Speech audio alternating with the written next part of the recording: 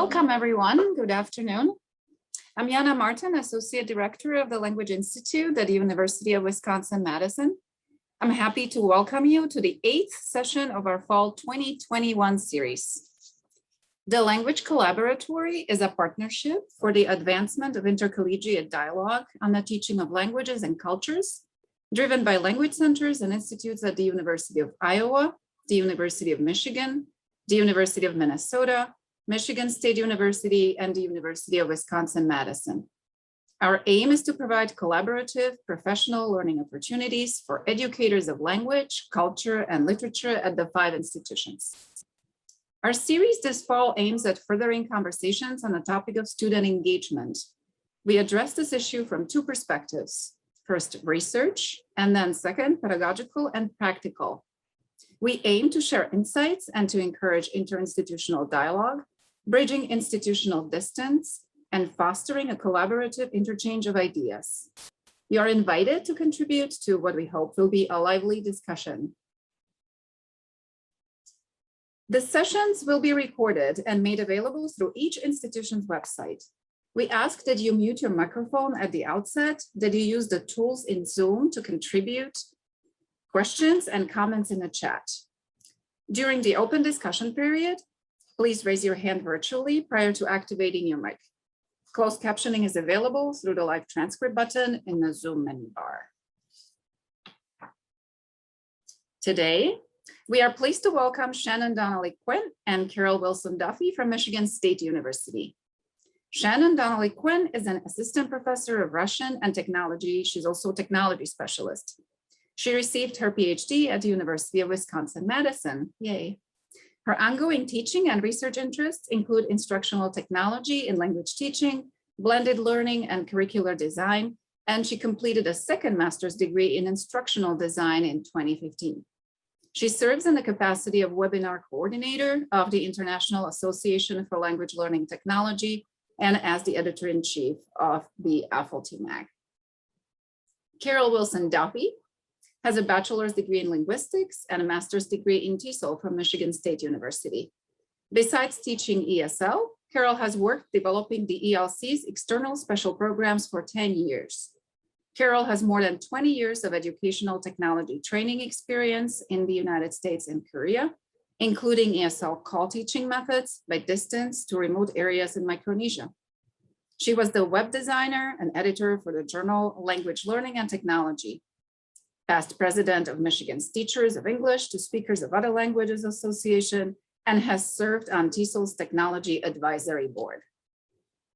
Their session today is titled Elements of Engaging Curriculum. And before we turn it over to our discussants, I would like to encourage everyone to attend our next session, which will be held on Monday, December 6th at the same time. On that date, we will wrap up our fall series on engagement. After today's session, you will receive an email inviting you to provide feedback about the session today. So please consider providing your input because we really appreciate your comments. And without further ado, I turn this over to Shannon and Carol. Hi, thank you so much for having us. I'm just going to share my screen. So as Jana said, I'm Shannon Quinn, and also with me, thank you so much for being with me, Carol Wilson-Duffy. Today we're going to be giving a short presentation, and we're going to be focusing on a course that we've created called Creating Engaging Materials. It's part of a series of courses that are offered through the Michigan State Online Language Teaching Initiative. And one thing we definitely wanted you to know about, in case you don't already know, is that we do have courses coming up in spring 2022, 3 courses, I believe, one of them being the one that we're going to be talking some about today. And the really exciting thing is that the Lichtel Partnership and the Mellon Foundation have supported anyone who's going to be participating in these courses in the spring will have their tuition covered by the foundation, by the grant. So if you're interested in, or if you know people are interested in improving their developing their skills and teaching online, we hope that you will consider applying for those courses that are coming up. So we're going to be talking about that course, and also in particular, a checklist that we developed that focuses on elements of engaging curriculum, and that's our topic for today. Now I'm going to turn it over to Carol for the next part. Okay, so this course, CEM is what we call it. It came about after we taught the Introduction to Online Teaching course that CELTA ran a couple of years ago. So the teachers who participated in that course, they noted that after completing it, they felt that there was still this need to create more engaging materials, not just for their students, but also for themselves. So Shannon and I started brainstorming and we came up with this course. So ideally, teachers would have already gone through the Intro to Online Teaching course before this. But if not, we do spend a little bit of time in the beginning going over the foundation principles. But most of the time we spend on developing the materials and getting weekly feedback from the instructor of the course and from other participants. And finally, they submit a portfolio. So the objectives of this course, we ask participants to develop their materials around the backwards design principle. So first they're noting, what their goals are for their materials, and then they're also noting step by step the objectives that they need to include in order for their students to get the most out of the activity. So we also discuss and we learn about different technology tools that may be best suited for a particular language goal. We even learn about a few new tools along the way. And as I mentioned, then we spend some time reflecting and giving feedback to each other on everything that we've created. And as all of you guys know, we teachers are rarely satisfied.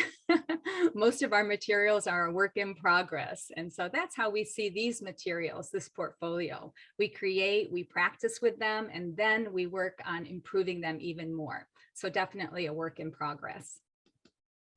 So Shannon? So our course is set up to run for 3 weeks. And as Carol said, the beginning part of the course, we focus on some of the foundations, backwards design. And then week 1 is the time that we develop in collaboration with the participants. We develop this checklist that we use throughout the course to evaluate what parts of the materials make them engaging. And this is the idea behind the course, is to increase the amount that our materials are engaging to our students. And so we work on that in week 1. And in the course, we have several goals. One is that the participants are going to collaborate with each other and give each other feedback. I think that's one of the most valuable parts of the course, is that they're working together and helping each other develop their materials. We also want it to be flexible. We don't want these to just be theoretical things that our students are developing. We want them to be something that they'll actually use in their real courses. So we tried to make the course very flexible. And one of the ways that we do that is that when they start in week 2 to create their materials, they have some choices. So in week 2, they really dig in. They make 2 to 4 activities. Activity 1 could be listening or reading, or it could be both if they're really dedicated to getting a course ready, for example, more quickly. And then activity number 2 could be vocabulary or grammar, or it could be both. And the cycle that we use is that first students, and when I say students, I mean our participants and our colleagues, but first they look at some examples, they evaluate those examples, and then they create their own, and then give each other feedback, getting ideas from each other. Then in week 3, we go through that cycle one more time, where we have one last activity that they develop, and that's on culture or pragmatics, or it could be both. And then at the very end, they finish up a portfolio that contains all of their activities. And then this includes a reflection in some form. It could be written, it could be video, or we've also given them the option to create a conference proposal that we hope that maybe they would take to an actual conference and present their projects there. And the checklist that we're going to show you in just a few minutes is something that is kind of a line that goes throughout the course where we develop it collaboratively in week 1. And then in week 2, we use it as we're creating our new materials. And then we also use it as we are giving feedback and evaluating the work of the other people in the course.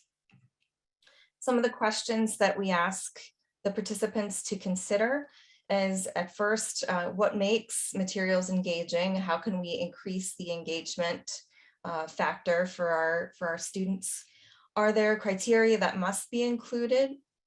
Or are there some things that are maybe nice to have, but not necessarily required? Which technology tools are best for which types of activities and which types of objectives? And of course, everyone has a different course management system. Everyone has access to different tools.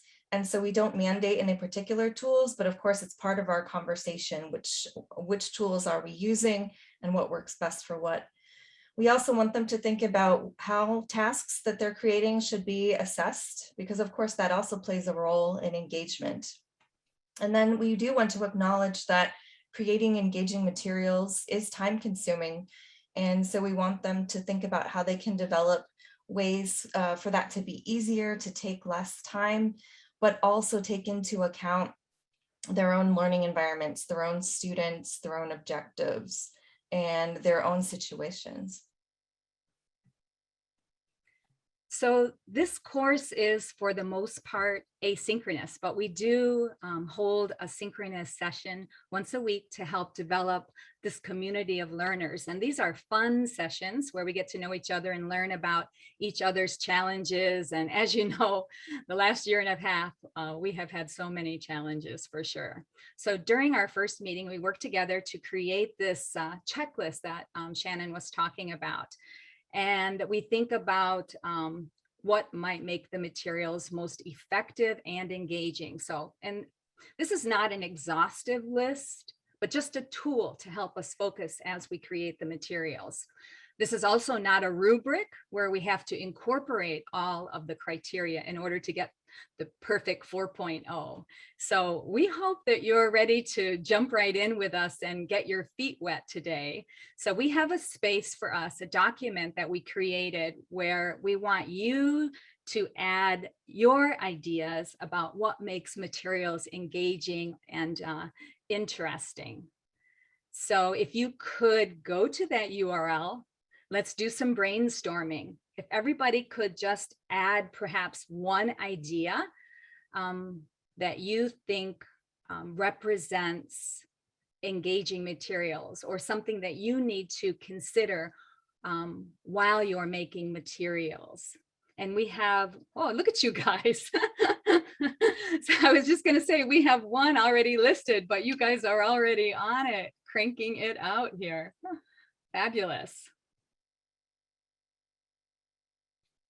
So I just want to say that definitely we want you to acknowledge what is interesting and engaging for the students, but also maybe you have to, while you're making the materials, think about what your objectives are or what you're required to accomplish by the end of the semester. So I guess I should make sure that we also talk about effective materials.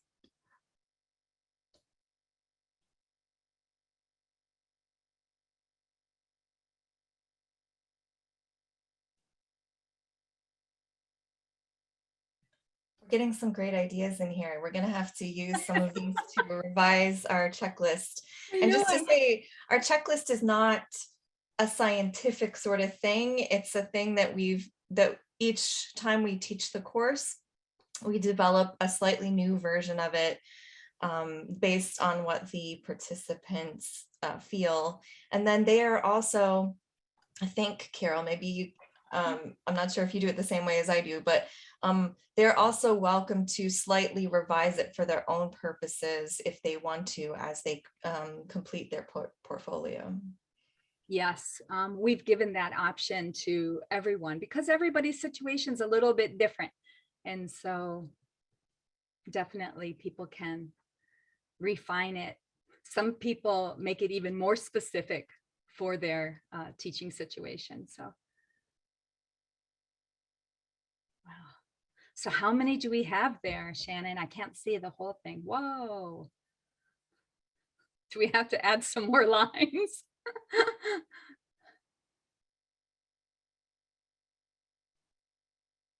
A Thanks, few you more guys. lines, but we've got a lot of great ideas here. Topics that are relevant to students' lives, movie or, multimedia, including some different kinds of media, having a clear goal, that's so important. The opportunity to personalize, what great ideas.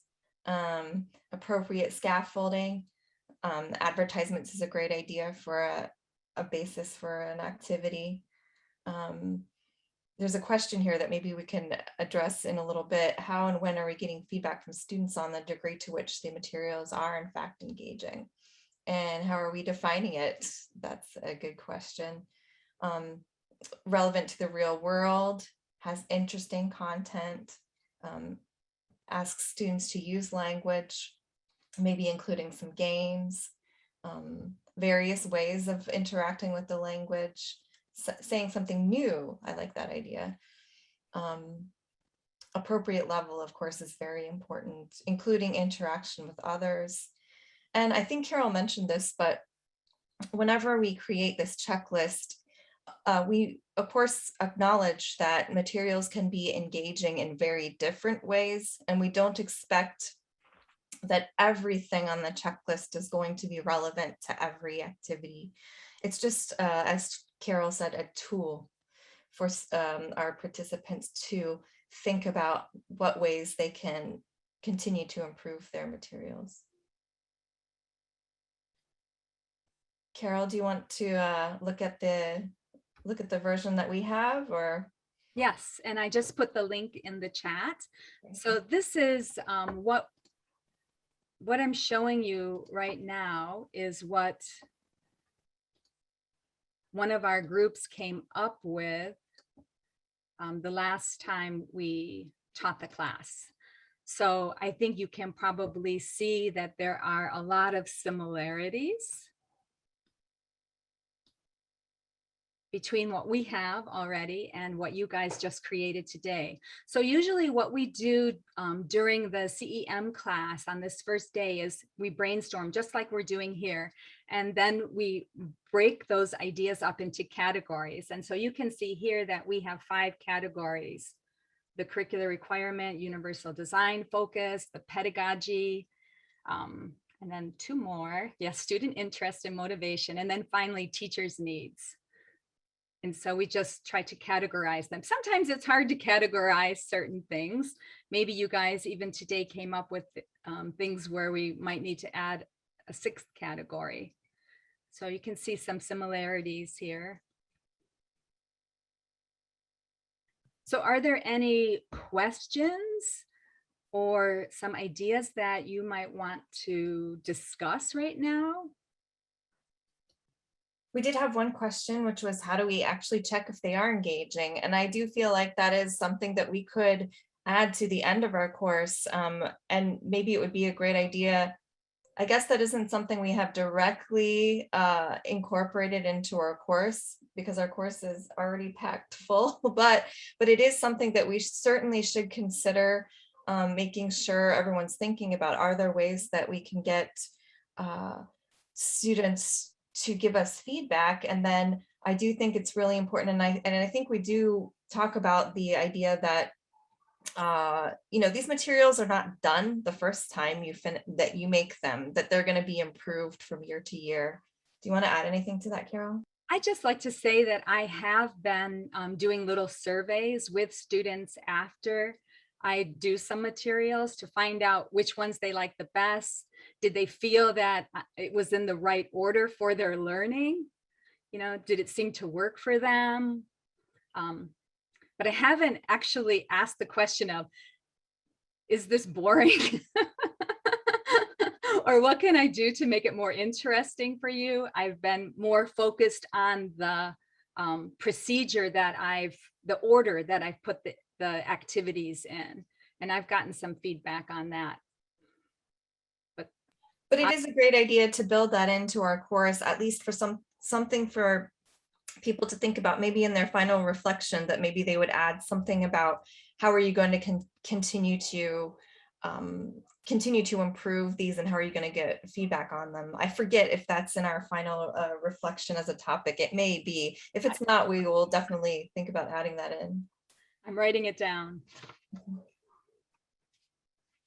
Diana? One question from Diana. Yes.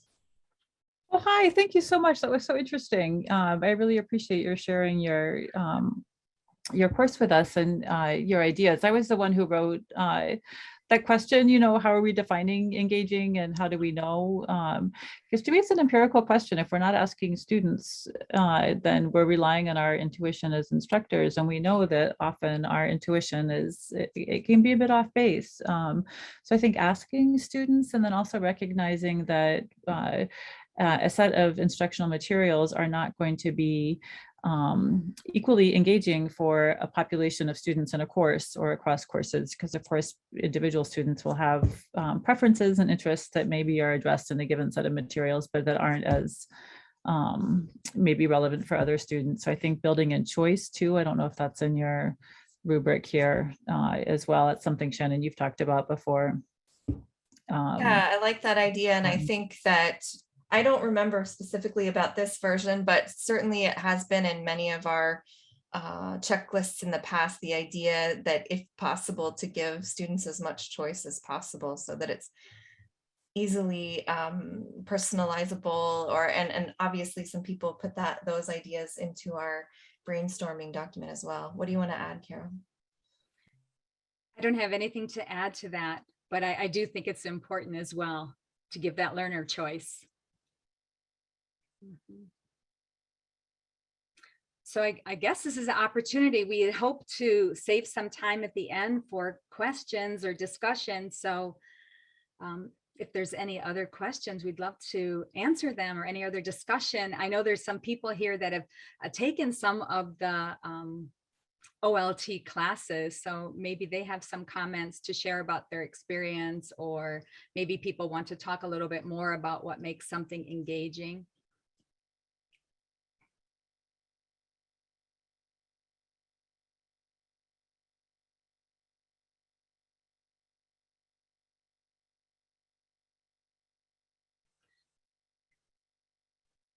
I tell you, whenever we do this, I've done it sometimes like what we did with the Google Doc, or sometimes I've done it with the Zoom annotation where everyone's just writing all over, and it can look like a very messy process at first, but then we work together with our colleagues and we kind of organize it, and then it comes out to look a little bit more organized. But that is a good question, Diana. How do we define engagement? And I think that is something that we always talk about at the beginning of that session when we're creating our checklist, is what does it mean to be engaging? And I think Carly added something interesting in our chat. She said, as an ESL teacher, I think we definitely need to help our students understand what we mean when we say engaging, if we're going to be getting their feedback. And I think that's what's maybe kept me a little bit from asking exactly that, but maybe that's something I need to explore a little bit more, developing that language of what is engaging, and helping get maybe a definition for them and show them some examples. Tatiana asked, can you tell us one specific example of an engaging activity for any skill? Well, we do have some time. Shannon, do we want to show some of our materials? We didn't think we'd have all this time. We do have a couple of examples here from people who were participants in the course, where you can see what they created. So we have a person who did a project that was Portuguese, and that was focused around food. And so you can see some of the things that she created here. She's using a variety of materials and a variety of types of texts, for example, and types of tasks. So you can see some of the different things that she's included. And it was really nice that she was able to put it all together in the topic of food. And we do encourage them, if possible, to choose one particular topic, especially if it's one that they know that they will be teaching coming up next year or whenever it will be in the course that they're planning to include these activities. And so it doesn't always work out that way, but we do encourage them, if possible, to have it unified around one particular theme. We also have another example here that was a teacher of Latin, which is kind of unusual, right? Yes, something that we don't see that often. Yeah, we don't see that often. So you can see some examples of some of the activities that he created for his Latin class. We also worked together on a document. We could put the link to this in the chat as well, where it's just kind of a reference where we share a list of some of our favorite tools for different goals. And so, of course, this is different and changes every time we do the course, but this is just a kind of reference document that we can work together with our participants on.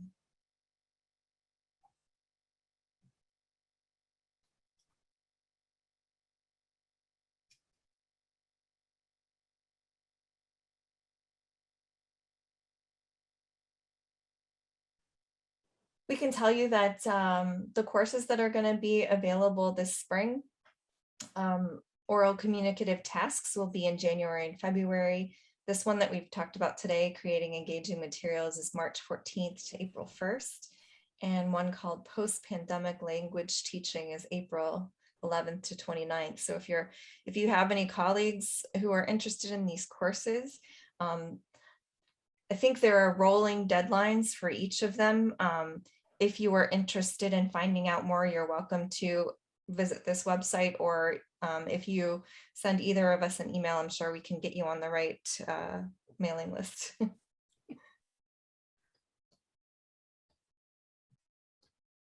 And thank you so much. I would welcome everyone to ask questions now. I see Jean has her hand up. Jean? Yeah, I was gonna go back to what the conversation was about, the asking like what we mean by engaging. And I'm wondering, like, this activity worked really well today and it works well in your course. When you talk about this with the participants, that maybe we would do something similar instead of telling students what we mean, what we mean by engaging, we ask them what they understand, what they think is engaging, and then go through a similar process, not expecting the same kind of terminology, but I'm certain that they could tell us what they find engaging, and we would learn from that process as well. So to create maybe a checklist of, these are the types of activities that I'll be creating for you based on the things that you're interested in and find engaging. Jean, that's such a great point. And now you have me spurred on to, I'm going to do it in my class tomorrow. So I'll report back.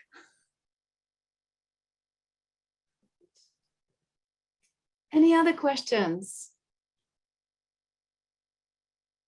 Yeah, Diana mentioned here, she says, I'm endlessly curious about what students are thinking. And so I have a 15-minute space in my lesson plan tomorrow, and I was going to do some review, but maybe this is better to go through what we've done this semester and for them to state what they think was engaging about them, or in general, what they think is engaging. So I appreciate that. Isn't it true? We learn so much from every encounter we have. Thanks, you guys. And the flip side is good too. I mean, I think oftentimes when students understand where we're coming from, they are more likely to buy into what we're asking them to do. And so, yes, we should get feedback from them, but I think there can be times where when we explain why we feel X or Y is engaging, can be helpful for them to understand why we're doing what we're doing and asking them to do what they're doing. Absolutely. All right, I have the final call for a few questions, maybe one or two more. If there, well, I'm just gonna give it maybe 10, 15 seconds.